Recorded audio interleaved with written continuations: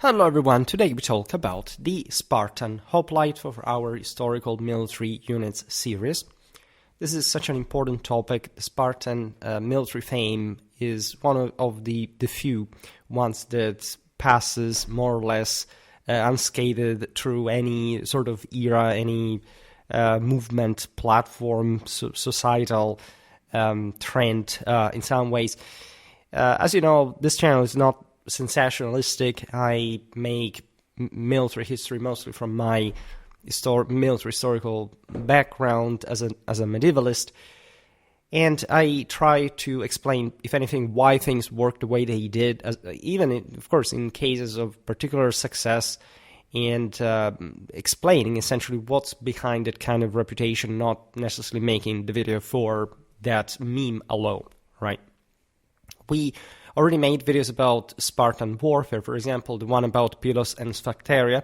It's quite old, but it was a good analysis of one of the most painful Spartan defeats during the Peloponnesian War. We talked a lot about Spartan warfare at sea, if anything, which actually does not part very much from today's topic, because, as you know, the Marines fighting on those trireme decks were fundamentally the same hoplites. So even though combat differed a little, especially in at a collective level, in those circumstances, we're basically looking at the same type of fighter.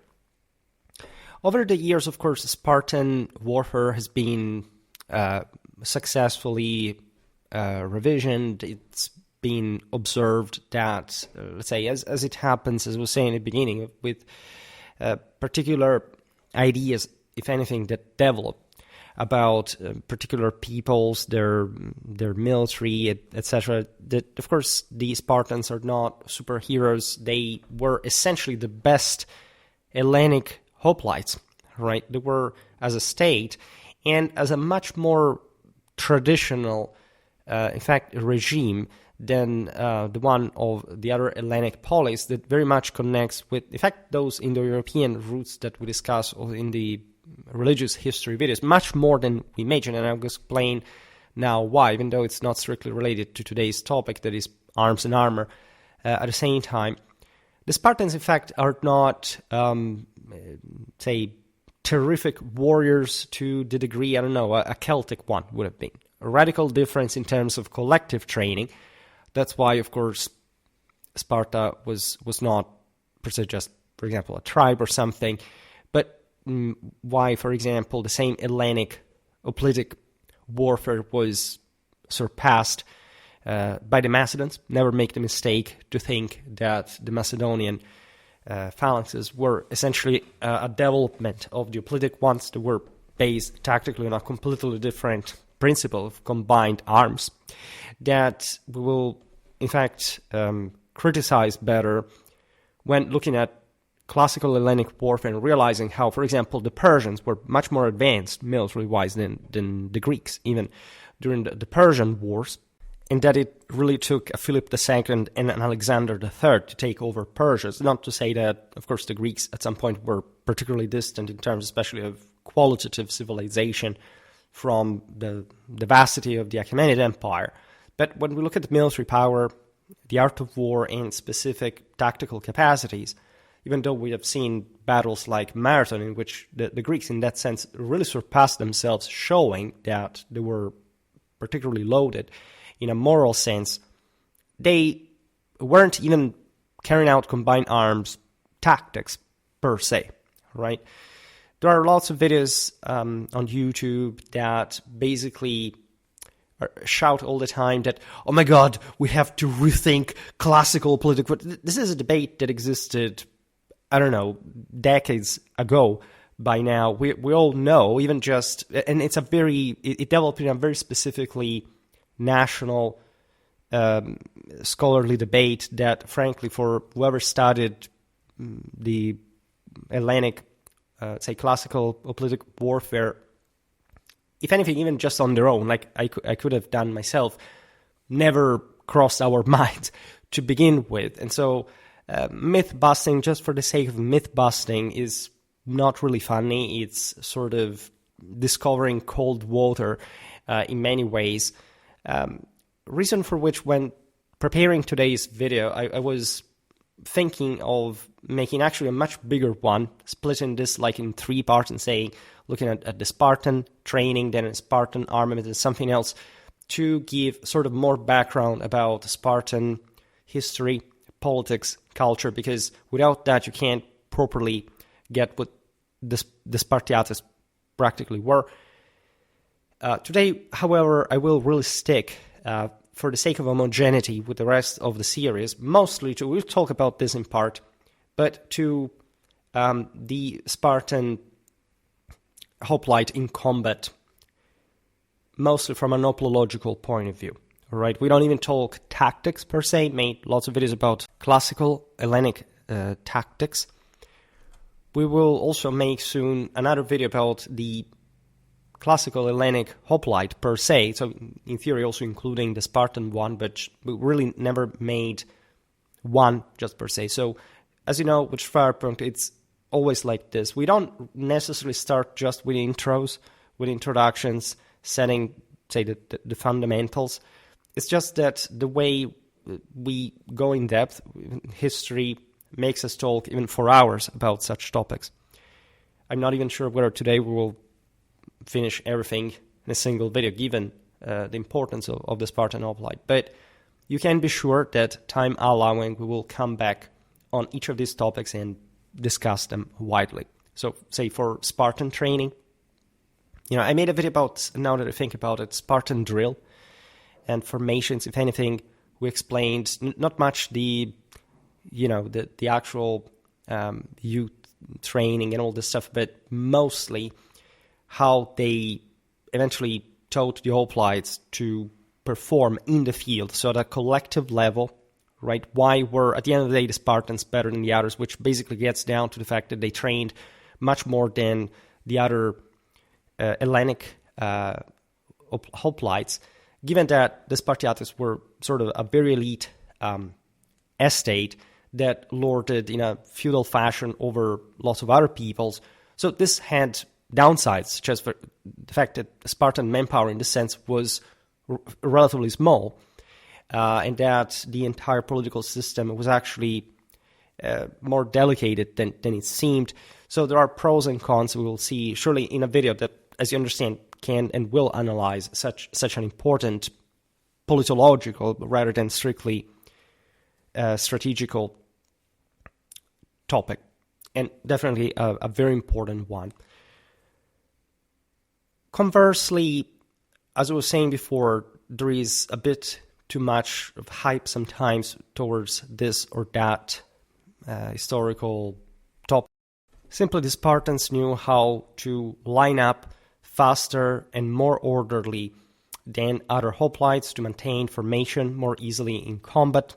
That was their deal, right? We've seen also in the video about, now that I think, because I made so many, sometimes I even forget which one I made, but we looked at how Epaminondas defeated the Spartans, the Battle of Leuctra being there discussed mostly as the times and meaning of Leuctra. It's not the actual, I actually turned it into a tactical analysis for the battles series, so actually it fits that properly.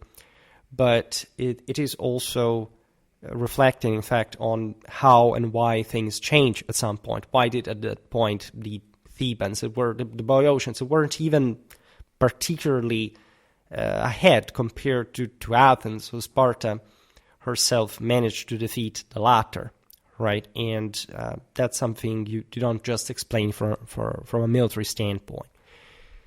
In any case, today we stick to the Spartan panoply, which, of course, while basic, highlights, in fact, the same topic we were making now. It's not like the Spartans had super weapons or had any particularly developed way of using them. But there is an ethos, an identity, a sense of Spartan prowess that allows you to measure their moral strength just in the way details about arms and armor are described anecdotally about the same for the same Spartans. That's what we're going to look at today. Then surely we will talk more and more about Spartan warfare. Got a playlist, you know where to find. So we have the Battle of Kyzikos, some more insight into the Peloponnesian War in the Aegean, the Battle of Leuktra, the Spartan army organization and drill, the Battle of Arginusae, 406, the campaign of Pylos and Sphacteria, including the two battles. Also, this was one of my earliest videos, Spartan army organization between the 4th and the 2nd century BC, to which I added PS, yes, Spartans with Sarissai, because, in fact, this is a very important and I would say underrated aspect about Spartan military culture, that for all the criticism that at some point, some make it a virtue, right? But some criticize also for considering the later Spartan decline, that the Spartans actually were able, on the eve of the Roman conquest of Hellas, to develop a system that was more akin to the Diadochoi armies, with quasi-complete, I'd say an almost completely Macedonianly, so phalangitic force than, in fact, any other historically polis organized, so to say, Hellenic power, say Athens, and or any other Hellenic power that had not fundamentally been a Diadochoi kingdom in itself. The Spartans were the only ones who managed to develop a Macedonian phalangitic styled army, rather than sticking more or less to hoplites and Tureophoroi, things like that. This is, I think, incredibly important to highlight, that actually the Spartans did mature, did understand their limits at some point in history. Yes, too late in general for the sake of their independence. That was a broader Hellenic and Hellenistic problem. Showing, however, how not necessarily those who fall, who stumble at some point, are not able to learn from their mistakes, and even surpassing those who had once defeated them. The Spartans succeeded in this. But getting to today's topic to some level of depth, during the military campaigns, that is today's focus, every Spartan warrior wielded, of course, a spear, the doru, and the iconic circular shield, the Aspis, the hallmark of hoplites. When we look at this equipment, we of course know what we're talking about. The hoplitic phalanxes were essentially equipped as spearmen and shield bearers. They presented this relative homogeneity, the heavy infantry compaction. We will not today again talk specifically about tactics, all those things. How did they fight not to stab the guy behind in the eyes with the sarota? Well, that's something which, if anything, we'll talk about in another video. However, if you ever watch a YouTube one trying to explain you how it was actually done with the, with actual reenactment of the thing, just know it's self-promotion. Even just from a dialectical point of view, that's not how you explain something like that, like showing how you do it as a slob in the 21st century without having to actually fight in formation with a training, with proper psychophysical context, and to actually kill people. Without that, that's not how you can explain things in that merely physical sense. The most important thing here is, however, to realize that yes, they were pretty compact, heavy infantry formations. They did fight sometimes opening more or less the ranks for different reasons, but this was, and we really make a mistake to consider the Hellenic hoplites as something categorically and rigidly separated from other heavy infantries in the ancient world, right? If we talked about, I don't know, the Macedonian phalanx, that's something. Objectively, you don't find anyone fighting like that. It's true that nobody really fought in the classically Hellenic hoplitic way, other than not even just Hellas as a whole, but literally just like Athens and Sparta, basically. What we at least decided to categorize as that sometimes sclerotic idea of how they would have actually fought. Not even the Hellenic colonies of the same polis overseas fought in the same way for very specific reasons, but in the same way, right? Consider that the same Greeks called, I don't know, a phalanx, the Roman, the Celtic, the Carthaginian, every kind of heavy infantry, without this having anything to do with any kind of a politic fighting style. I made a pretty hefty video explaining how, for example, nor the Romans or the Etruscans ever had any kind of a politic warfare. Those people still coming up with, but in the key vase, I saw guys like, yeah, you see a freaking painting about something that doesn't even show what you're pretending that to be showing, and you want to neglect the entirely and fundamentally exhaustively developed historiography on the topic that tells us that, of course, you can dress up as a hoplite, but not fighting as the Hellenic once did at this point. Today, of course, we talk mostly 6th, 4th century BC, right? So the golden age, so to say, of classical Hellenic warfare and hoplitism, so to say. Now, most Spartans donned a helmet to guard against crippling head injuries and wore greaves. There was a segmentation, as you know, through the ranks. The frontal ones were made up by the toughest, the most affluent, the most experienced, the best hoplites. To make the long story short, these were the guys who sustained the brunt of the fight. If these first lines broke or were worn out, and eventually the rest of the phalanx gave way, there was a capacity of pushing from the rear. The ethos is an actual thing. It's not like, because again, the debates revolve around, did they push, didn't they push? No, they didn't, so they never did. No, they did that, right? Especially as an hoplite, you can't really do that in that type of formation. But of course, and any heavy infantry unit will stay that cohesive, right? So I will not digress now on this, especially because the Spartans are the only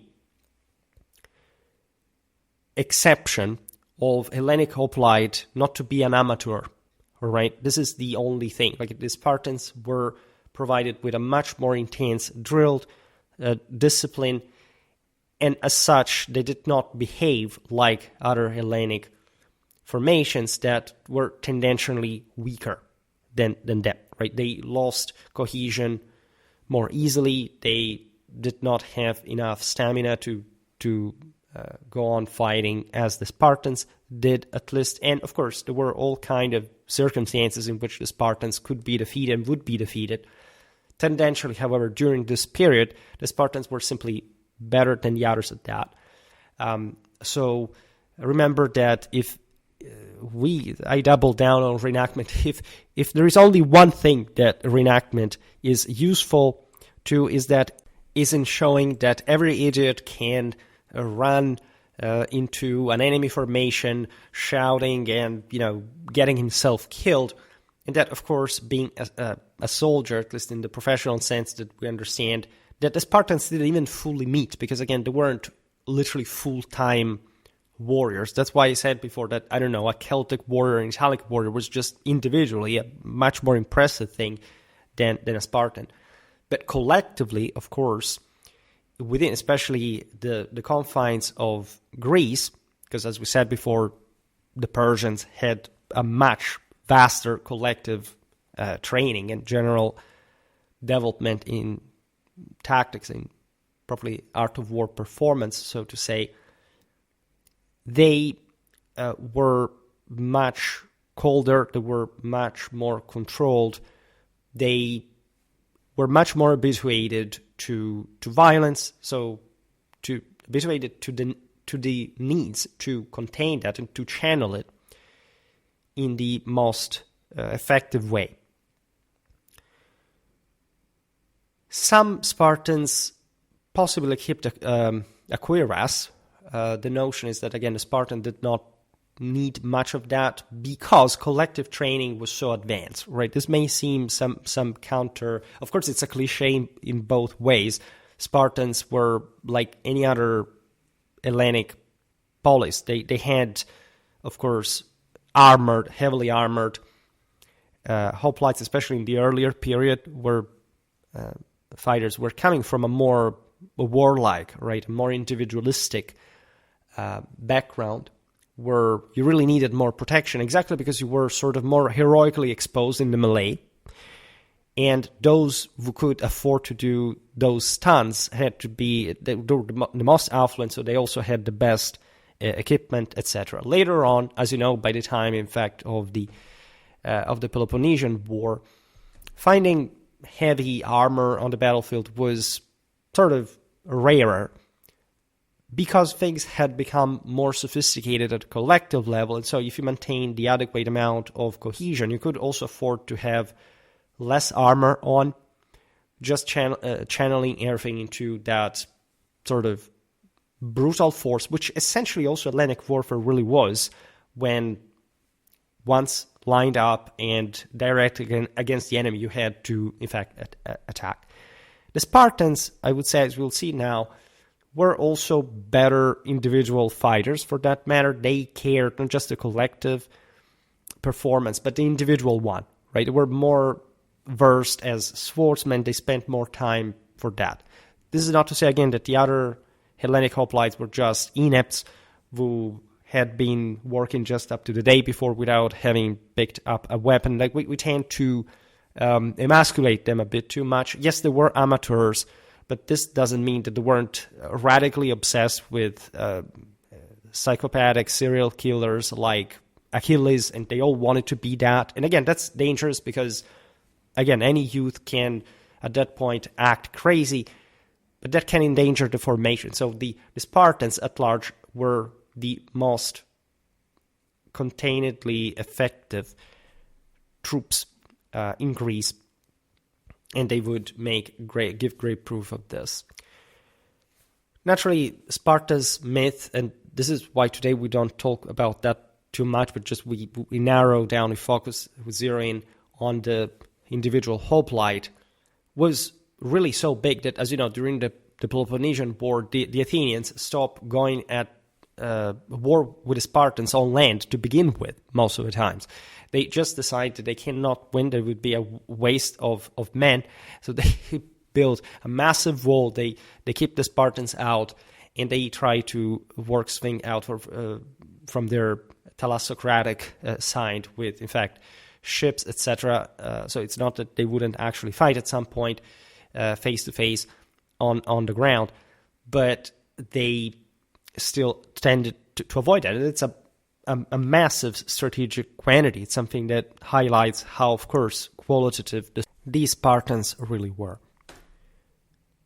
Some Spartans thus did at some point equip themselves with pretty heavy cuirass. Many of them opted not to, due to this segmentation that, as we've seen, change also across the centuries. The shield, as Diodorus Siculus emphasizes, was central to the hoplite's identity. In 1544-3, he states, the men who were called hoplites because of their shields, the Aspides. So this is an interesting topic that was also propagandized. The myth busting. The hoplon is not the name of the shield, it's the name of the panoply, of the broader armament. Yeah, we know that, right? What's the issue? Like, if you still want to use the term hoplon as a methonymia for the shield, why not? It may not be suited specifically for combat descriptions, because at that point, of course, if you say the hoplon, as, you know, he used the hoplon to actually parry that blow, like Aspis would be better, but in general, if the Aspis was so important to the hoplitic, in fact, panoply, and the centrality of the shield was really there, especially in classical Hellenic warfare, for reasons connected to that amatorialism, by the way, and to the, in fact, generally asymmetrical type of deployment that it required. Remember that in the Hellenic world in general, also in the Hellenistic one, the right is favored, right? If you look at the barbarians, if you look at the Romans, basically anybody else, is that they fought symmetrically, right? And the reason was that all these other cultures were much more directly aggressive, whereas the Greeks, you can argue, were a bit more servilotic in the way they deployed their forces, but they had this legacy that continued, in fact, also across very different systems, like, in fact, the classical as opposed to the Hellenistic ones, to deploy in specifically asymmetric ways, even in the absence of any other greater asymmetry that, of course, on the battlefield will form in a way or another. Without an Aspis, one was not a hoplite. So technically the term hoplite stems from hopla, the broad term for military equipment, centered on the shield, but also including helmets, greaves, and weapons. I made some videos talking about the Argive shield, the Urartian connections. We talked about that video about the Romano-Etruscan hoplitism, so to say, or at least the lack thereof. In this hoplitic warfare that was stemming at that point from the famous Argus panoply was found, and that historians at some point, the archaeologists, identified as sort of the embryonal Hellenic way to war that would develop in that what we understand as hoplitic from that arms, from that panoply alone. I will not digress on this. However, as I was saying before, there are important examples we can find in other parts of the Mediterranean because of Hellenic influence that, however, do not mean that the peoples there fought as in the Hellenic motherland was done. Specifically, the Etruscan Bomarzo shield, Bomarzo is a locality in central Italy, housed today in the Vatican's Etruscan Gregorian Museum, showcases its ingenious construction, materially being akin to what would have been used in Hellas. Again, the Etruscans, also in southern Italy, was colonized by the Greeks. At some point, we find even better pieces of evidence than in the same Hellas. Now, the Bomarzo shield consisted of a shallow wooden bowl measuring 10 to 11 millimeter thick at the center and 12 to 18 millimeter at the edges. A half millimeter bronze sheet encased the exterior. Think how thin this is, but how, in the sense, delicate this material culture is. We're talking, like, for the Greeks, we feel them rightfully as familiar, etc. But we've made many videos about the early Iron Age and Bronze Age warfare. You realize how actually recent what we call civilization was. So that, I don't know, in the 8th century BC, or slightly later, like in this case, still the world had come at great length, right, to develop this kind of military technology. It also shows you how, at the end of the day, regardless of the strictly material performance, there is, in fact, a man that is wielding this weapon, right? So it's primarily and mostly about that our military inquiry should focus on. And this bronze sheet molded to the shield contours and folding over the rim. Internally, a bronze armband, the porpax, fit the hoplite's forearm securely. This is because, as you know, the shield covered more or less like the entire right part of the body, right? And it was to be either shift more towards the side or the chest through the entire arm, because we'll see now how much it weighed. Apparently, I mean, you would say not too much, but remember that everything weighing more than 3.5 kilos constantly wielded in combat doesn't actually make it in the art of war, right? So this is more like a heavier, even sort of not really immovable, but static defense. Of course, it was also used aggressively in different ways, but primarily the amateur, the non-professional, needed to be safely defended by this bigger protection, remaining in the ranks, and of course doing his best to kill without getting killed. Without mentioning that, again, there could be much more dynamic ways this shield was used. Say, an Etruscan warrior would have surely used the shield in more creative ways than the same Hellenic hoplite. Surely, I don't know, a Spartan one knew how to use that as well, but they did not need that because they would focus more on their hoplitic way of war at a collective level, and especially the Spartans. Staples on both sides anchored a braided cord hand grip, the antilabe, to the wooden core.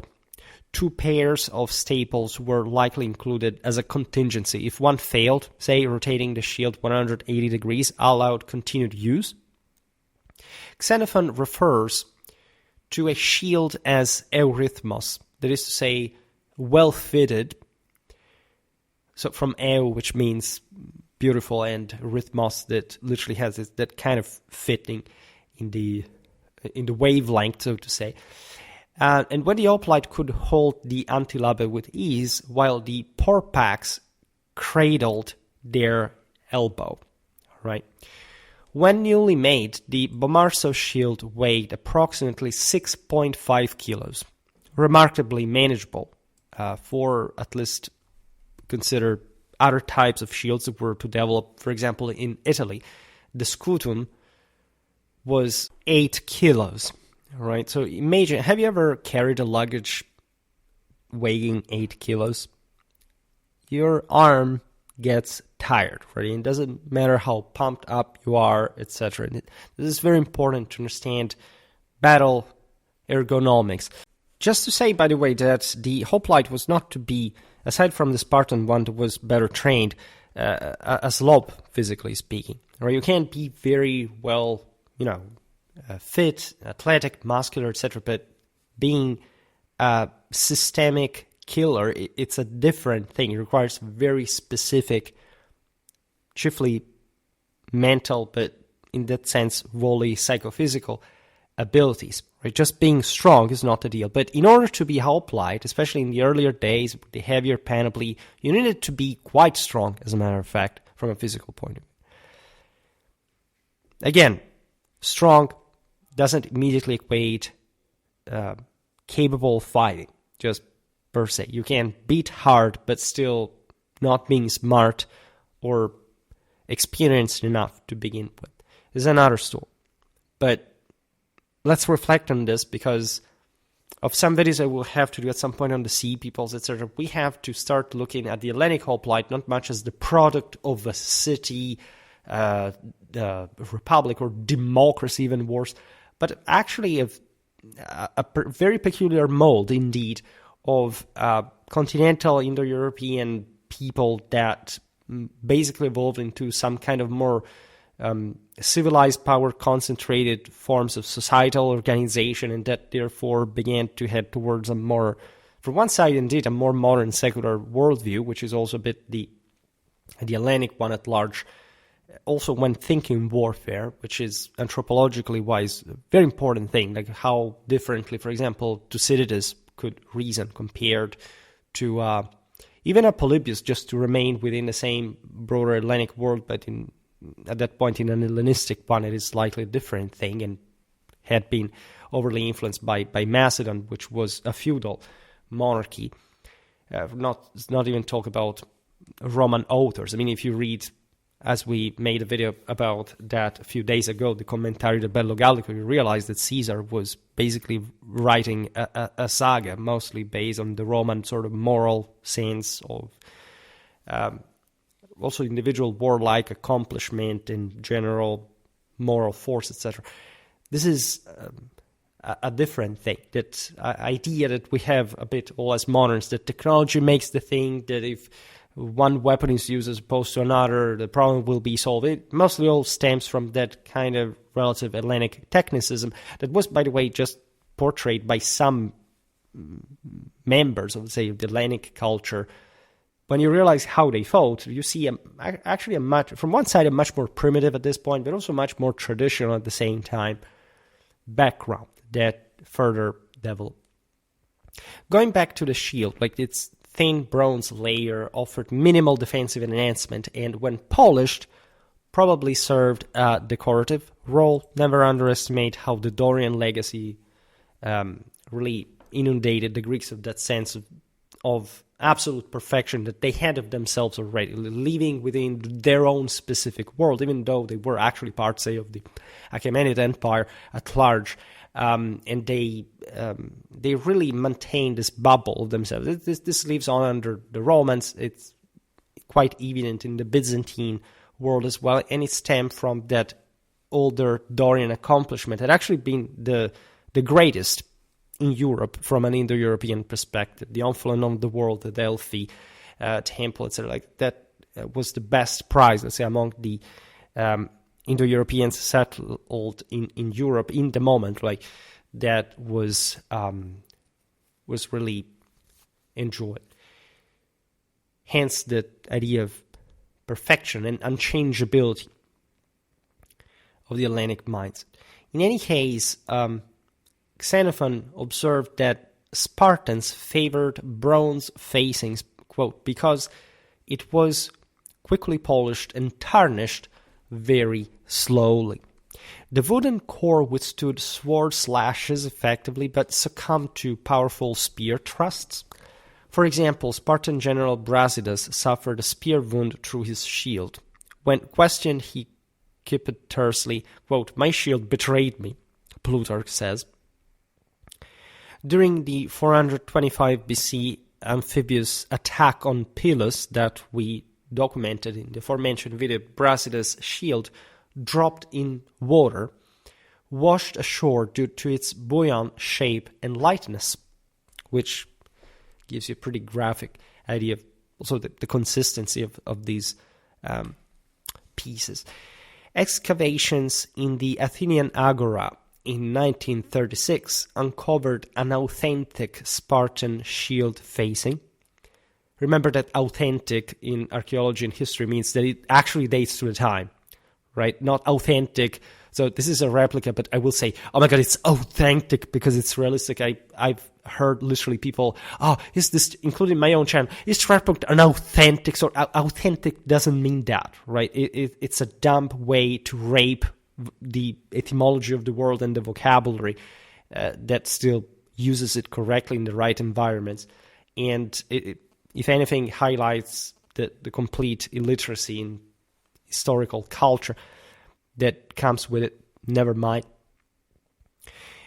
So this shield recovered in 1936, slightly oval at 95 per 83 centimeters with a smooth surface and intricate guilloche patterns along the rim. We will talk about patterns. I already made a video about, I think, 4th to 2nd century BC Hellenic shield patterns. If you're interested in that, I also have that kind of content. This shield facing likely belonged to a wooden shield larger than the Bomarzo model, hung as a trophy on the Stoa Poikile.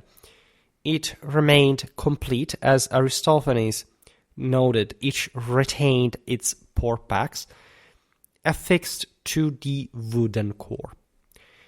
In Aristophanes' Hippias, characters voice concern over battle-ready shields exhibited publicly in Athens. Vulnerable to insurgent seizure, since war trophies were usually neutralized. An ancient source reveals that in Sparta, quote, the Spartiate removes the porpax from his Aspis when at home because of his mistrust of the helos, that, as we will see, are particularly to be mistrusted in general, because, as you know, this were the Unter mentioned that the Spartans ritually abused and sort of lorded over in order to maintain their military standards high enough. Then relations are actually more complex, and again, here we're talking about broader Spartan history. Things change over time. Nevertheless, we know how that worked. Now, enemies fleeing battle often shed their shields to hasten escape. There are so many famous literary passages. Think about Horace's, the Pharsalia. Pharsalus is coming up on Schwerpunkt somehow soon. Now, it's going to take more than 2 months because that's how ahead I am in the pre-preparation of the video material.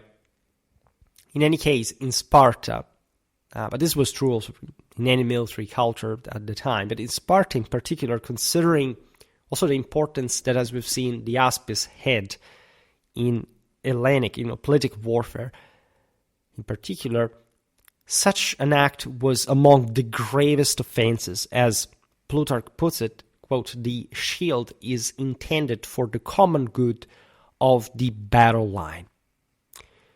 This is more readily evident for the stereotypical image that we have of the hoplitic phalanx, so presenting this, as you've seen here, also pretty colorful and shiny front that had actually a very strong psychological purpose. We tend to forget that, but aside from the fact that battlefields were incredibly colored in ancient medieval times and beyond, the meaning expressed by the various, we'll see now, emblems and the general effect that this line as a whole could make could really be devastating for the enemy and empowering for you. So it was a way to show off properly what you were made of, from which city you came from.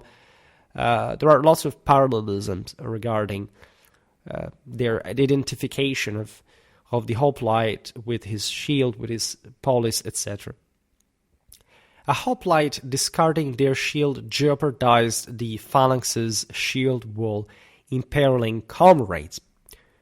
Remember that the shield wall per se is never the winner, right? People think that the shield wall is an actual tactics, right? Shield walls are, the testudo, etc. First of all, are practiced by every single people that ever used a shield, and they're just, in that defensive sense, like the best you can put together if you're caught under fire in the open, right? But of course, what matters is defensive weapon.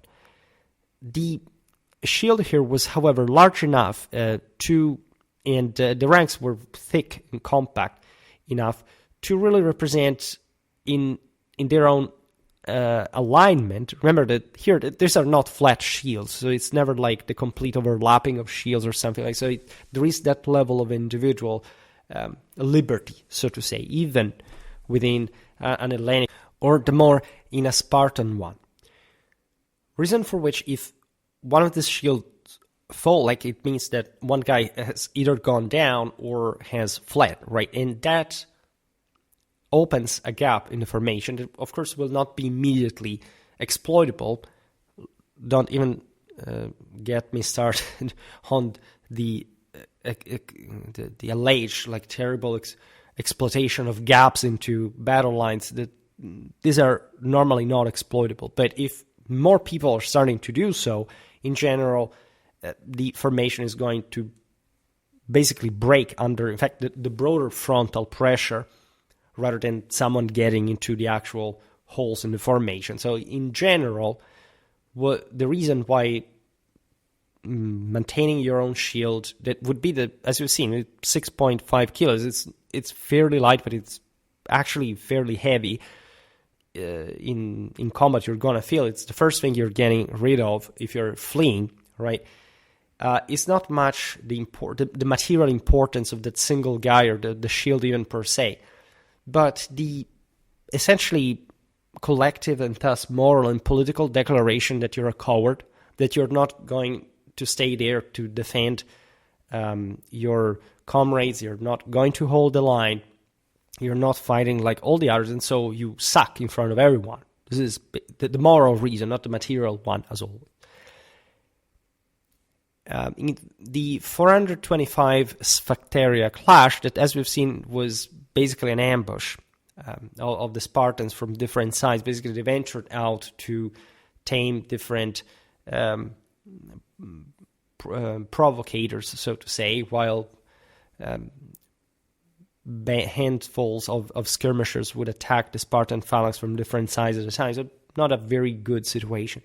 Spartans faltered against nimble Athenians because, quote, they could not pursue them as they were carrying Hoplite. We have read it from Thucydides 433-2.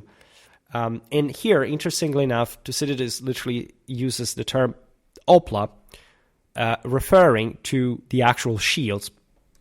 So showing that metonymia is actually valid, that it's not a crime against humanity to state. Obviously, here the sense is that, of course, you wouldn't throw away just your shield. You would discard your armor, your helmet, other weapons, etc. Plato differentiated between a deliberate rips aspis, that is to say, shield discarder, and one who lost gear unintentionally, which could also happen, as a matter of fact. He says in the Laws, how many have lost weapons? He uses the term Hoplite, right? Because of being thrown down from the cliffs or at sea or struggling in a storm when a sudden rush of water takes them by surprise. But if a man is surprised by the enemy, we've seen this before, the Spartan commander at Pylos had happened to lose the shield exactly in that way. But if a man is surprised by the enemy, and instead of turning around and defending himself with the weapons, Hoplite once again, he intentionally lets them drop or throws them away, preferring the coward's life, we were saying before, of shame to the brave man's glorious and fortunate death. Then there should certainly be a penalty for throwing weapons away like this. But if that was in the way that I described earlier, the judge must not fail to take the facts into consideration. This is not even a Spartan. You realize here there is a broader, ancestral, universal, Catholic meaning, of course, of you're a coward if you don't fight like all the others. Spartans viewed shield abandonment with utmost severity. In particular, though, the poet Archilochus was allegedly barred from Spartan hospitality for his cavalier verse, quote, some Thracian now struts around with my shield, blameless equipment which I was forced to toss into a thicket, but I myself escaped death's clutches. Begone, shield, I shall get another one. That is pretty funny. And we're told by Plutarch this anecdote, and again, it's a bit like what Horace was talking about, having fought against the Caesarians during the Roman civil wars, and being, of course, just like a friend of Octavian later on. That way it was tolerated as a broader sense of, well, we managed, that was pretty Romanly, we managed to redeem you anyway, so, well, you did well to abandon weapons, you were not under the right commanders. But here the Spartans were, this is a bit before in time, because that is important in the archaic mentality of the era. In this time, the Romans would have just probably, cut to pieces anyone, would have thrown away a shield as well. But here the Spartans were incredibly prudent, and they wouldn't even allow a poet who issued this kind of thoughts to Sparta to begin with. Now, the Suda notes Spartan mothers famously instructing their sons either this or on this. Right? Everybody knows this, meaning either bring your shield when you return, and don't be a ripsaspis, don't be a shield discarder, or be brought in fact upon this as a corpse. Right? This is beautiful because even as a medievalist, I found instances of people fighting and being wounded and dying by being carried over their own shield, pavises, for example, after combat. Right, so the practice of carrying a bow. Today we'll not talk about that, but it's interesting, and that's why I wanted actually to make at least another couple of videos about the Spartans. I'm going to schedule them because at the end of the day, they can be good specials. The word these kind of practices performed by the Spartans as well. But again, just the Hoplite would have been large enough, in theory at least, to carry these people's body. Now, the phrase either this or on this recurs across sources as well, one linking it to Gorgo, wife of Leonidas himself. Though this is odd, as Spartans were typically buried where they died as well, which actually means to the closest friendly land to the battlefield, though. So that can be an explanation, and in general here it's a scenographic metaphor for saying, just if you throw away your shield, you cannot be accepted in society. This was explained by many. Tacitus speaks of how a German soldier died if he fled from combat to the eyes of everybody, so that even if he came back to the community, he would not be recognized. They would treat him as a ghost, and so he would end up hanging himself because he was done. So this is a pretty widely shared feeling, especially among, again, the European sedentary peoples that fought with this pretty intense heavy infantry capacity like in Europe. Plutarch relays this saying anonymously, paired with another tale, quote, another woman, as her son went off to war, handed over his shield and said, quote, within quote, your father always kept this safe for you, so should you also keep it safe or stop leading? For Spartans, losing a shield was thus deeply dishonorable, to make the long story short, exactly because they emphasized the need for cohesion, order, inflexibility, right? It incarnated that older perennial sense of severity. We've seen this, for example, very well expressed in even Roman onomastics in the meaning of the original Roman magistracies. This sense properly of physical toughness, right? Physical rigidity that had not to yield, because it was essentially the mirror of that divine firmness that the body would just follow. If you were not capable of that, you were a lesser person. That's why also the best men were normally in the front, right? We know, since Xenophon was the most obvious practice for infantry warfare in general. Today we don't talk collective stuff, but you know what we're talking about in general. The guys in the front were the file openers. They lived more or less with the same people who followed them, and so everybody in the formation had properly someone to follow, and the best ones didn't have to follow anyone. And I explained this in the video about the Spartan drill, with the march, the counter march. The Spartans were masters in changing from it. This relied on an almost acrobatic timing in the ways like soldiers had really to step left and right, taking the turn, crossing lines without the men smashing into each other, performing these tactics flawlessly. And if one guy screwed up, the entire system jammed. So that's why it was so incredibly important in combat as well, and especially in combat, to maintain that cohesion. The first thing, if you abandoned, that was throwing the shield away. Then, as we've seen, there were moments your shield could be heavily damaged, there could be all sorts of things happen. But in general, like if you maintained this cohesion, you were just more likely as we've seen with also the gradual abandonment of same armor, just to overwhelm the opponent through that order. So without even needing to individually engage in combat. Well, aside from the first ranks, and it depends really on what the situation was. When not in use, shields could be safeguarded with a sagma cover. Ezechus, a late Roman lexicographer, describes it as, quote, the covering for an aspis. The Suda expands, referencing Aristophanes' Acarnanians, quote, who woke the Gorgon from her covering. As the Gorgon decorated shield aspis, it suggests, quote, who took the shield, Hoplite this time, out of its cover, the sagma. Such covers were impractical on campaign where shields required constant readiness. Ancient art depicts shields carried on the back while marching. This is quite interesting.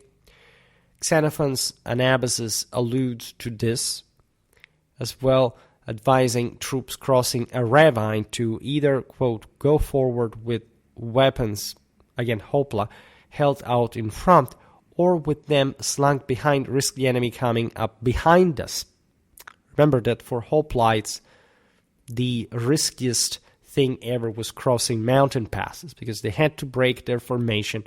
They were thus individually vulnerable, because the hoplite, at least in general, was not particularly more capable even than an average warrior out there in the barbarian world, so to say. And that's literally how, in fact, a Spartan hoplite could at some point be taken out by just a humble peltas without having to recur to, like in those what-ifs, like the Roman legionnaire or whatever. We talked about this in the video about the peltasts, by the way, which, as you know, especially during the Peloponnesian War, and so in less sort of chivalric and pre-organized sort of Hellenic military styles, they began really to play a pretty dirty game on broken terrain from areas like, I don't know, the Thracians were very good peltas as well, before we've seen one of those guys even chasing a hoplite away and taking his own shield. Technically, some propose a cord along the shield's inner rim, aiding the aforementioned transportation. Others believe it provided material for an emergency hand grip instead. When we look at the shield emblems, we realize that the displayed painted motifs or bronze applique, like the Gorgonian, that is the Medusa mark in Aristophanes' Acarnanians that we just seen, were not just pretty common, but as we explained, had such a deeper meaning within them, right? It's useless to digress on the religious views of the time, but as I explained also in some videos, like the traditional meaning of space, that very shield, with decorated in that way, was able to evoke, to mirror, to parallel certain cosmic forces that corresponded to what was actually represented on them. And of course, these views were sacred, right? And that's how these were all, at the end of the day, religious symbols of some sort. Alcibiades, a Spartan sympathizer, reportedly adorned his shield with Eros wielding a thunderbolt, considered too whimsical, according to Plutarch, while Thebans used Heracles' club, as we know from Xenophon in his Hellenica. We've seen it, at least I used pictures of that for the Battle of Leuctra video. By the way, of course, every city had her, say, favorite tutelar divinity, of course, tied to the broader sense of hierarchy with Zeus as the Indo-European godfather, etc. But again, the different cities had their own fallen way to heaven that passed through this other sort of hypothesis of the divinity, and also blended, as always, Apollonian and Dionysian symbolism, depending on what kind of effect, what kind of you wanted to sort, what kind of force you thought to have within you in that case. Plutarch describes a Spartan who painted a life-sized fly on his shield, for example, stating, quote, "I move in so close to the enemy that the emblem is seen by them as big as it really is," which is a very creative way of saying, like, you really want to see what it is, come close, and you'll see what happens, right? And it's here actually the Spartan that moves that close to the enemy, so that is actually the aggressor, and it tells you how, in fact, loaded the sense of the Spartan attack and just the one in the political warfare actually was, right? It's about the advances, about how strong you can push and break through the enemy lines. Xenophon records Argives recognizing Sicyonians by, quote, "the sigma on their shields," denoting the city's initial sigma. It's commonly said Spartan shields bore a lambda for Lacedaemon, of course, but proof is dubious, so that, again, that may be a myth to bust. In any case, that's not much the point. Like the fact that we don't really know too much about this world in detail to begin with. Sure is that, as we were saying before, looking at an Hellenic phalanx deployed for battle would have been just a spectacle for the eyes, considering the colors, the decorations, all things that here we're not going to discuss more than much. The appearance of the Spartan could depend very much on his look and say how his hair, his beard were arranged. We will talk this, if anything, mostly as pertinently to the Spartan training video, because there was all sort of ranking of the warrior through those recognition signs. No vase paintings or contemporary accounts verify the story of the lambda for the Spartan hoplites. The notion originates with Photius, so we're talking the Middle Ages.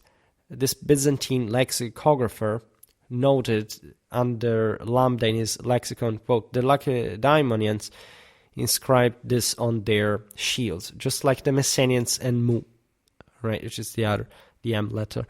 And Eupolis writes, quote, "I was terror-struck seeing the gleaming lambda. Thus also Theopompus Photius probably relied on Theopompus, a 4th century BC historian, whose works are lost. Who cited Eupolis, an Athenian comic poet, also largely lost, associating the Spartan lambda with a purported Messenian mu." So this may be the actual thing, and may actually well be true for that matter. Just, however, the notion of uniformity in even shield emblems is not quite there in a broader sense for the rest of antiquity, the Middle Ages, etc., for different reasons. We discussed this in the early days of Schwerpunkt in videos about Roman shield patterns and paintings. The Spartans were a very close-knit community at war, so that there may have been some greater homogeneity in certain matters, but this individual warrior chivalric notion that in fact the single hoplite was some sort of knight on his own, some sort of hero on his own, and that of course also other different units existed, and that came from specific tribes and therefore had specific characters, suggests that yes, there may have been some more frequently used ensigns that maybe encompass the same lambda for Sparta, but there would have surely been a greater variety. The same goes for colors, etc. Pausanias, recounting events from the late 4th or early 3rd century BC, describes Messenians sneaking to Elis, quote, "with Laconian emblems on their shields." This is Pausanias 428-5. However, this does not verify a Spartan lambda or a Messenian mu. If Theopompus correctly cited Eupolis, the reference would align with the Peloponnesian War, by the way, during Eupolis' active years. So it's possible to, for example, connect the Cleon's defeat at Amphipolis, but this is also unconfirmed. Some believe that this gleaming lambda may not be a literal reference to the character, but potentially masking a vulgar jest tied to the verb lykazein, which means essentially to blip off, viewing the Spartans' plain bronze shield as a scornful gesture. Thus, this alone tells you how deep the meanings connected with the shield could be, just to render this just a standardized piece of something that we have to granitically imagine just in one way for these fighters. Of course, however, in practice, the most important part of the panoply in combat was the hoplite chief weapon, in fact, the spear, the doru. We tend to underestimate this. Again, for the Greeks, the shield was really that more broadly important, but it's not like these weapons weren't either. The importance of the doru is underscored by the term adoratia, meaning spearlessness, right? Privative alpha doratia, which denoted exemption from military duty, right? Poet Tyrtaeus is an old one, highlighted its role, exhorting Spartans to, quote, wield his mighty spear in his right hand, let him shake the fearsome crest upon his head. These paintings indicate hoplite spears measured about 1 1/3 times a man's height, approximately 2.4 meters, though. They were not particularly long spears, which is perfectly in line with the sort of more directly like hand-to-hand fight that most, in fact, hoplites were eager to get into to a degree.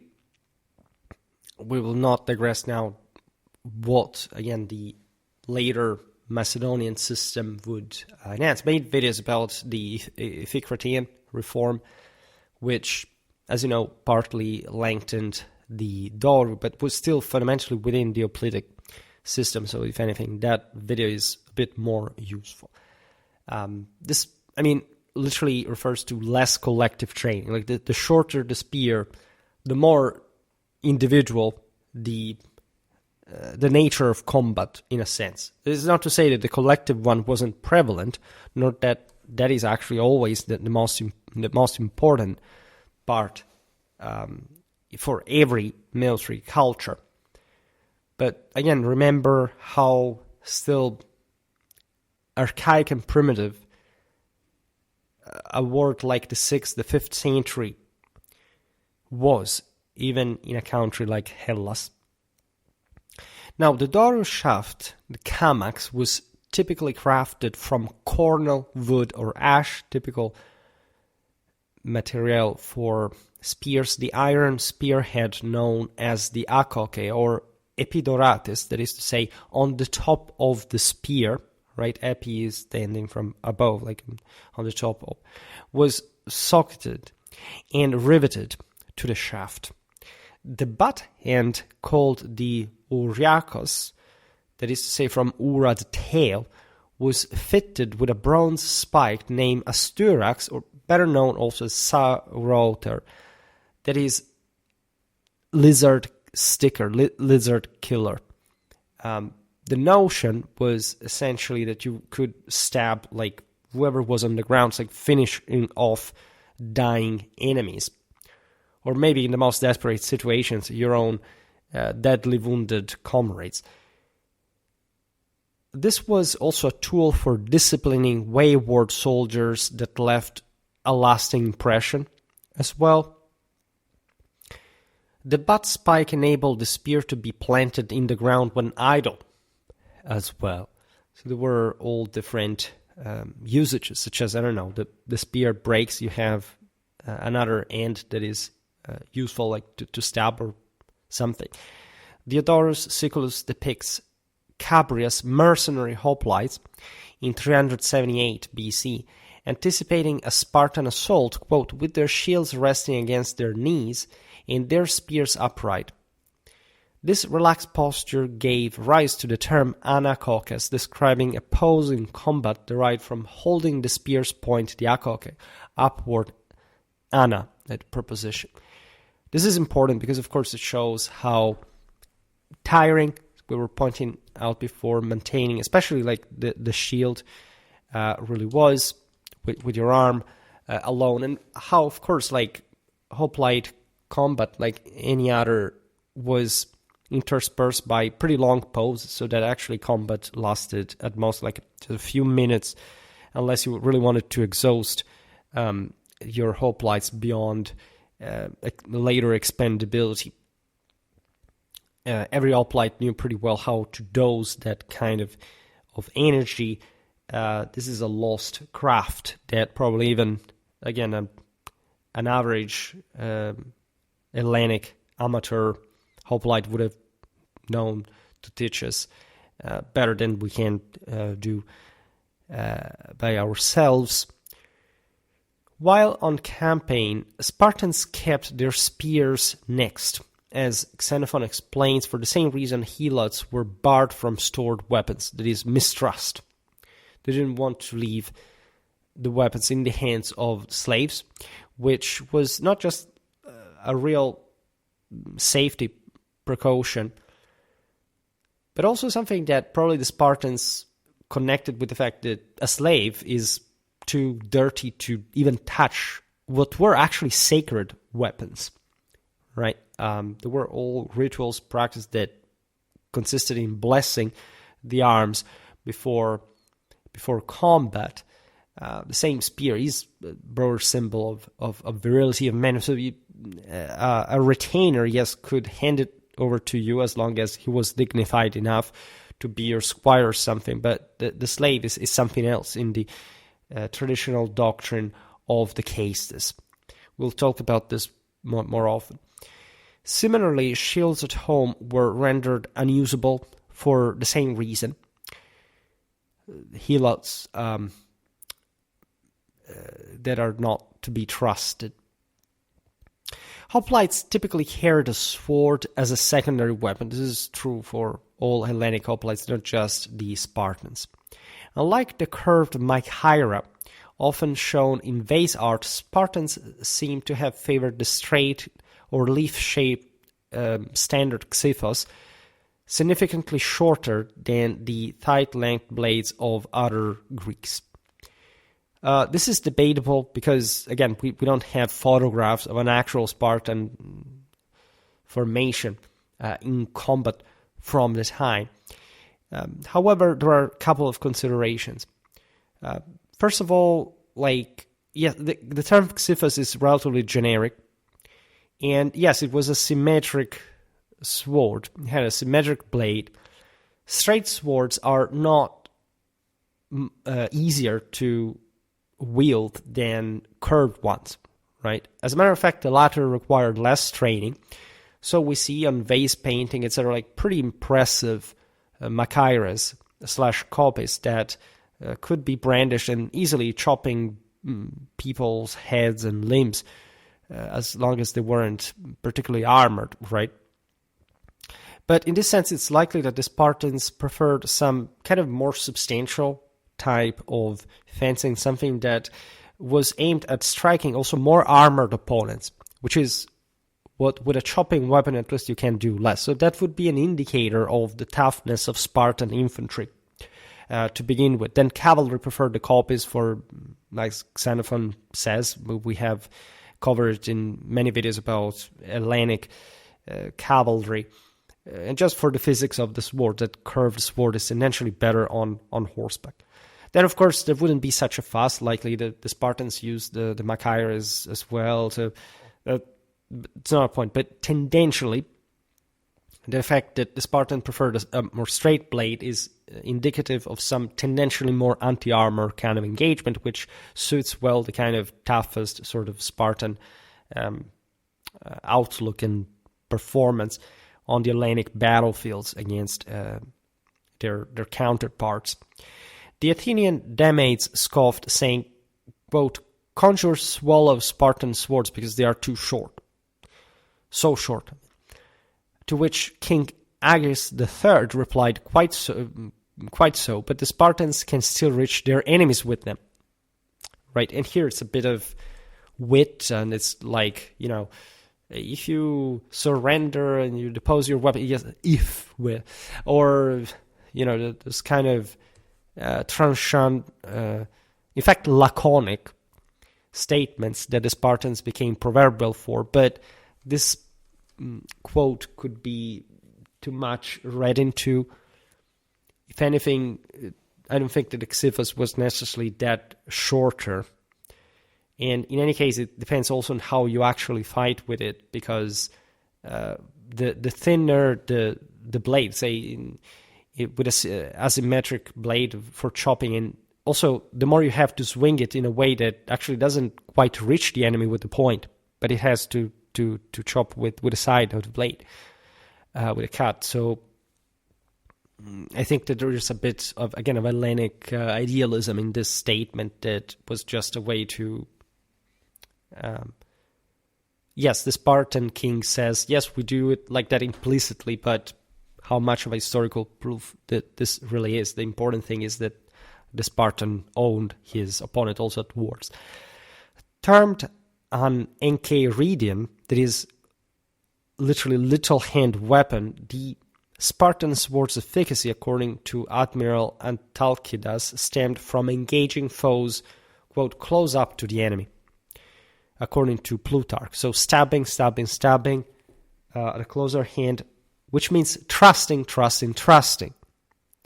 which is penetrating something harder rather than chopping people at a distance, like flying around with some kind of curved blade.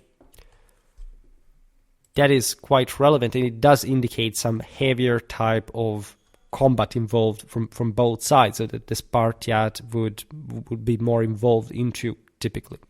When a young Spartan griped about his sword's length, his mother advised, quote, "Then add a stride." This is from Plutarch. So again, this is also in part later historiography, and this is something that was around for some reason. The length in that sense is not everything. Now, the short sword must not be confused, in fact, with the curved Spartan knife, the xyla, employed for tasks like whittling. Xenophon references Dracontius, a Spartan exiled since boyhood for accidentally killing another boy with his xyla, in the Anabasis 4:825. Plutarch describes a knife fight where the injured boy pleaded with his friends not to retaliate, stating, quote, "Because I would have done the same if only I had been skillful and had acted first," which is fair considering tradition. So this is not even just a side weapon. This is something like, or like a brawl weapon. The Xiphias or the Machaira would have been sort of the preferential secondary weapons after the spear, logically. The signature Spartan helmet, Kranos, was the Corinthian type, encasing the face except for the eyes and mouth. Right, this style is evident in early Spartan bronze statuettes, leading figurines from the Artemis Orthia sanctuary and the Menelaon in Sparta. Forged from bronze, 7th century BC models have stitch holes along the rim for securing a fabric lining. By the 6th century BC, a streamlined version emerged weighing roughly 1 kilo. Lacking stitch holes, it likely used glued fabric or a padded felt cap underneath to comfort and to absorb impact.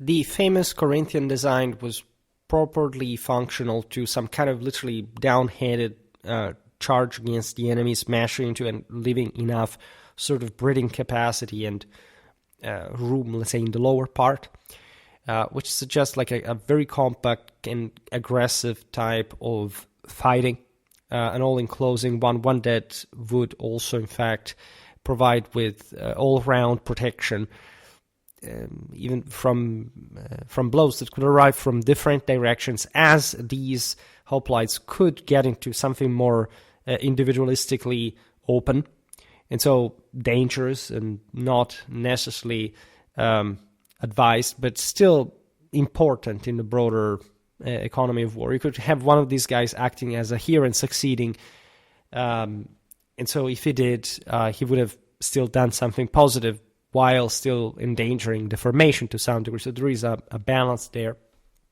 It's something we will see perhaps better in other videos about combat proper. A Spartan marble warrior sculpture displays a crest, though its attachment methods remains unknown. Vase art shows crests of dyed horsehair.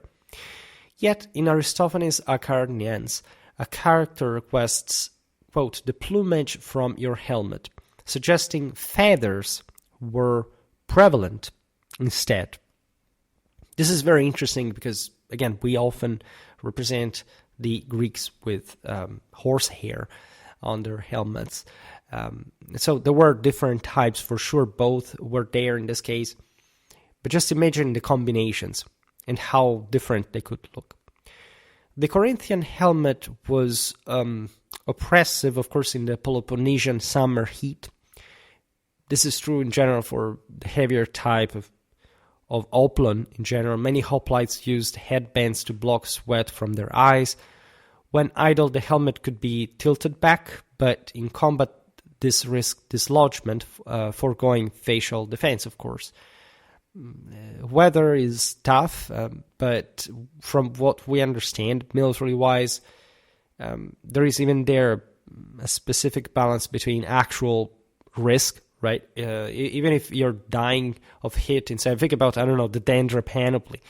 You get hallucinations inside of that. You risk to pass out at the moment. But if it is the best way to avoid blows and still you're able to fight back against especially a lightly armored opponent, more lightly armored opponent, you have an important edge, right? So the Hellenic hoplite in classical times was still in part the hair of that sort of heroic champion kind of culture after all. In fact, regardless again of our sort of the democraticistic bias attached to that, definitely the Spartans were also the more the farther from. But there is a lot of that heaviness, that panoply that really resembles at times the one of a knight of some sort. A conical brimless helmet called the pilos emerged later. This was really a simpler thing. A Roman philosopher Pollux associated the pilos and Enchiridion with Sparta. This may not really mean too much, but yes, there is a general understanding that not just the Spartans, but the Hellenic hoplites during classical times transitioned towards lighter forms of arms and armor. Initially a felt cap for laborers and travelers, named for compressing wool into felt, the pilos helmet was linked to the Peloponnese in a stereotypical fashion. Some propose it served as a Corinthian helmet liner, even in origin, but its shape was ill-suited for that. It's more like a cone, and as we've seen, the Corinthian is rounder, more anatomic skull speaking. Others suggest Spartans abandoned bronze for felt caps, yet numerous bronze pilos-shaped helmets have been found as well. As basically any other kind of design, you have all kind of material used for it. This design seems to basically have fitted some more anti-projectile weapon rather than particular blows and from multiple directions. It wasn't even that kind of head enveloping like before. So what we said before about the loss also of heavier armor, the fact that in later times the Peloponnesian War, Hellenic tactics were systematizing for some more collective effort rather than the individual prowess, is basically the reason for this kind of design. Fairly light type of warfare after all. If you know how to move, how to drill up, how to remain cohesive, etc., you don't need to be that punching and individually heavy. On the contrary, it may even hamper the same maneuvers. Thucydides' history suggests that by 425 BC, the pilos was the standard Spartan headgear. At Sphacteria, their, quote, piloi would not fend off the arrows, which from the Athenian archers, which again would suggest that there was some kind of anti-projectile expectations, at least from this kind of helmets. And, quote, javelins broken striking. This is Thucydides 434-3. Again, we read this in the video about the battle of Pylos and Sphacteria. Some view this as evidence of felt caps specifically, which I would subscribe to, ineffective against arrows. Thucydides likely notes the Pylos left more of the head exposed than the Corinthian as well, so this may be another reason behind that, as we were also pointing out. So the question is, if there was this increased type of projectile warfare, why would also the Spartans get into that? Well, projectile warfare was becoming more frequent at this point, especially in this kind of war that, as you know, changed a lot in terms of hoplitic tactics, where they reached their climax, but also thus began to descend. Only bronze helmet would break javelins, by the way, indicating Spartans wore bronze piloi, but at that point, why wouldn't this bronze helmet stop arrows then? Because arrows in that sense are much less dangerous than javelins, especially because the latter, in order to arrive, must be thrown from relatively close distance. They're heavier, etc. So it really depends here. We can't use Thucydides' statement to arrive to any complete settlement. It will remain a contentious interpretation. There are similar parallels to this, like it's maybe useless to discuss them now, but again, the broader think about how less protection normally the Macedonian phalangites had compared to hoplites in general. At least also as a part of a broader development of these military systems into something else, right? Collective training is more important, and as such, the importance is to have that formation to hold. Then, whether everybody has heavy equipment or not is not important. Actually, it would even be counterproductive, just by sheer cost at that point, have somebody else rather than a helmet. Right, that's surely going to be more useful. Speaking of the cuirass, initially many Spartans again donned the bronze belt cuirass, the thorax, comprising front and back plates from neck to waist fastened together. They were really impressive looking. This is the early hoplitic phase. There is a lot of armor among in the first ranks, and it's incredibly demanding and expensive. Featured on archaic Spartan figurines, such as one from Dodona, it tapered at the waist with a flange to deflect downward spear thrusts.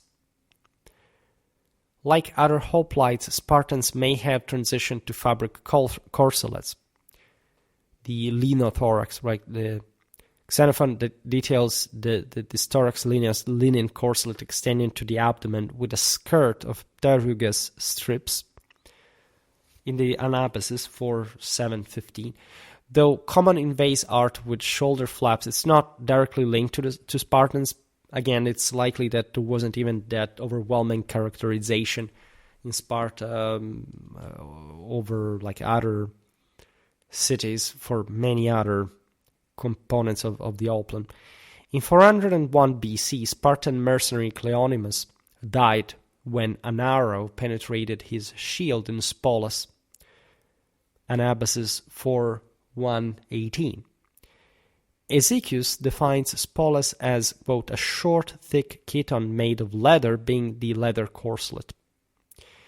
Its appearance in vase paintings is uncertain. Plutarch recounts a Hebon, Isidas, fined in 362 for fighting, quote, bear without opla or imathion, while defending Sparta.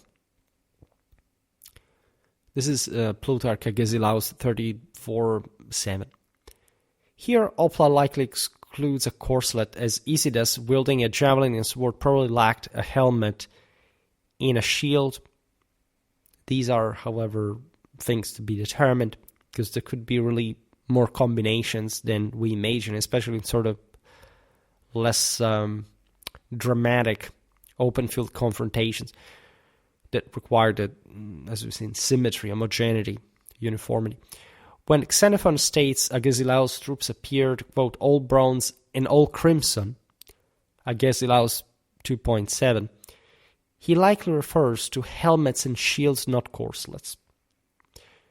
His Persian mercenaries wore, quote, bronze helmets, crimson tunics, greaves, and uncovered shields as well, Anabasis 1-16, omitting corselets. Omitting helmets and corselets was acceptable as they were discretionary, but Isidas' find likely arose from lacking a shield, as we've seen a severe Spartan transgression. To complete the panoply here, we talk greaves, normally connected with some extra wealth, really, especially in the first ranks of the formation, the most exposed to the enemy spears, especially in hoplitic combat, given that the hoplon tended to cover fairly well most of the torso and so the abdomen as well, so that the legs would be often vulnerable.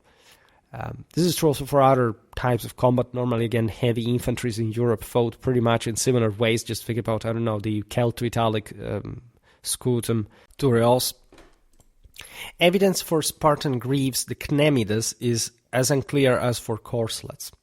Again, because we're talking Spartans specifically, so Hellenic warfare was much more homogeneous than we think. It's not like the Spartans were special for any specific material reason. They were special because they fought better than the others. However, they were pretty much homogeneous. Particularly, they would have been more homogeneous to the Athenians than they were to, I don't know, to the Aetolians, to the Boeotians, right? So this is important to bear in mind, because these are the two places, Attica and the Peloponnese, where, again, what we call politic warfare was sort of better defined and more highly performing for a greater amount of time. Now, the greaves appear together with corselets on archaic figurines, but fade from later records because they pertain to the heavier type of warfare that tended to literally and ideally cover the entire body. Greaves are costly, they weigh, so they are part of that kind of heavier way of fighting. If you're fighting without a corselet or a helmet, like, why would you even have greaves, right? Yes, you may want to, again, protect legs, but at large, that period, as we've seen, brought to those changes to begin with, because the individual armoredness was less needed, even the general effectiveness of tactics, right? If used, each bronze cnemis was modeled to fit the shin with a slim gap at the calf. The bronze's elasticity held it in place, by the way, with padding for comfort and to soften blows. Padded armor was an important part, probably, of politic warfare and ancient warfare in general, even though it's less documented compared to medieval times, not just apparently because of course, the greater documentation availability in the latter. Padding was likely fabric. Aristotle mentions marine sponges of some sort, particularly the sponge of Achilles, as he said, placed both under the helmet and greaves to deaden the sound of the blow. This is anecdotal anyway. In fact, beyond silencing impact, the main role was actually absorbing force, which, as we've seen, it was also capable of absorbing, like of isolating from temperature, especially if this was, again, made of linen and other, again, isolating material. This is more or less our picture of the Spartan hoplitic arms and armor. As I was saying since the beginning of the video, we really need something in terms of Spartan training. and a general sense of belonging, identity, like how did they come to be who they were, right? Because moral examples are just much more eloquent than this type of equipment that at some point we will repeat also for the more generic Hellenic hoplite, as again, they didn't really differ from the Spartans that much. There were probably some styles, some types of equipment that could have been more characteristic of one polis or another, but in general, everything in the fundamentals was the same. And this is why we actually remember, and why we know so much details. Like, it's not normal. Again, that's why the Greeks changed the world at this point. It's not normal to have this kind of information in depth, in detail, like the one that the Greeks offered us. And they weren't even this particularly warlike culture. The reason being that is that they actually made a lot of war, actually proving that civilized peoples do not actually make war less or less effectively than others. But because essentially we know everything about what was happening, say, in Athens, in Sparta. Of course, there are great names that we cited, like Thucydides, Xenophon, etc. But in general, they're part of a much bigger cluster of information that is produced also because of war. Because these city-states were so close and knowing each other, and that these details are known, these shades are known. We don't know so much about, say, the Diadochois armies, or even the Roman army. The Greeks told so much about one another because they were fighting relentlessly against one another. Thus, this is per se an indicator of the homogeneity of Hellenic warfare, because they all did more or less the same thing. This is really typical of many different moments in history where you have city-states battling against one another. So yeah, there are many ways we could look at this topic, given the importance of Spartan warfare. It took me several years before making a video like this. Of course, throughout most of these ones, I didn't really have so many viewers. So many of you will say, I've started following you from this long. And you, among all the many things in depth you do, at some point you came up already with the Spartan hoplites. Well, probably not already because I made too many videos anyway. But yes, consider what we also discussed about the Spartans, other battles, other aspects of their arms, their army's organization, their drill, also different eras, not just the classical period, but the Hellenistic one, because again, Sparta has a very interesting military history in the later period as well, regardless of her resized importance. We will mostly proceed by battles, I think, because that's how it ends up, and for some reason we'll probably also increase in the future. I'm really glad to talk about this. I'm planning at some point, I don't know how soon, to start talking about Hellenic history in general, like a bit like I do for the Roman one, in some kind of depth beyond the strictly military side of the story, which should really do in terms of, stiffening the relevance of, the period and, of the same warfare when you understand the politics and the society laying behind that, right? I too often say this because I'm actually one of those people who often rebuttal in actual academic context when people said, in fact, the wrong thing, that you should study war just in function of politics and society. No. You don't have to do that. Like, politics, war, and society have all the same importance. They're all interdependent. So say if you study politics, you should do it in function of war and society. If you study society, you should do it in function of war and politics. War has its very well outlined and independent sphere, as a subject on its own, regardless of also the subordination to politics, instrumentally speaking, and again, society is there too, etc. But let's not digress once again on the Clausewitzian Trinity. The issue being rather the fact that if you care about warfare, you must see how warfare is independent in this sense. But again, it's not like you're doing a favor to yourself if you just study war and war only. If you don't know the politics, the society, and this history, you will not understand war, right? You will just insulate yourself and have strange ideas, because at the end of the day, you don't have the point of reference for that. And so it's for that background, why things were coming into being. Everything makes really much more sense once you understand that. All right. So this is the reason why I was really glad to make a video that is the Spartan Hoplite. Like, I can be one of those channels as well. I knew it would happen, and I'm really glad it's not ironic. Just know that, as you've seen also in this video, the way we do things on Schwerpunkt is definitely our own, right? We don't follow the trend of sensationalism. Of course, after all these years of YouTube, you can't say that today one can make a video about the Spartan hoplites and being the original guy that makes sensationalism about this. But you need to start with that basis. Then I will surely make more videos about Spartan warfare, even as specials. Again, last year, when was it?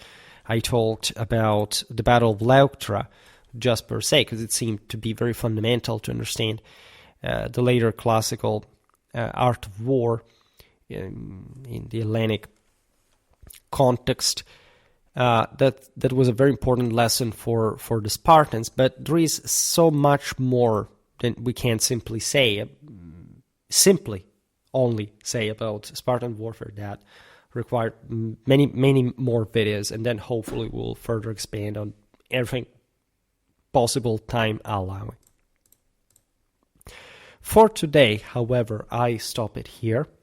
I just hope that you enjoyed this video. If you did, please share it. Otherwise, leave a like or subscribe to my channel if you're interested in my upcoming content.